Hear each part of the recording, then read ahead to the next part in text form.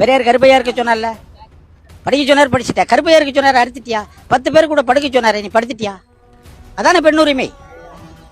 பெண்ணுரிமைங்கிறது சம உரிமை.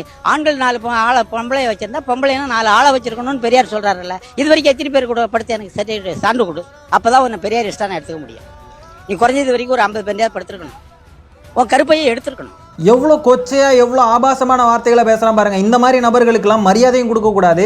இவனுங்களுக்கு பொது வெளியில் மரியாதை கொடுத்து யாரும் பேசவும் கூடாது. ஒரு வயசு முதிர்ச்சி அடைஞ்ச ஒரு நபர் அவனுடைய மக வயசு இருக்கக்கூடிய ஒரு பொண்ணை பார்த்து பொது வெளியில் இப்படி வந்து நீ எத்தனை பேர் கூட படுத்துன்ற சான்ற காட்டுன்னு சொல்லி ஒரு ஒரு பொறுக்கி பய கேட்குறான். அவன் எப்படிப்பட்ட தெருப்பொறிக்கையார் பண்ணுறதை பார்த்துக்கோங்க நீங்கள். இவனுங்களெல்லாம் நாகரிகமான முறையில் உட்காந்துருந்தா ஐயா ஐயா பெரியார் இப்படி சொன்னார் ஐயா அப்படின்லாம் இருந்து சொல்லிக்கிட்டு இருக்கிறதெல்லாம் செட்டே ஆகாது.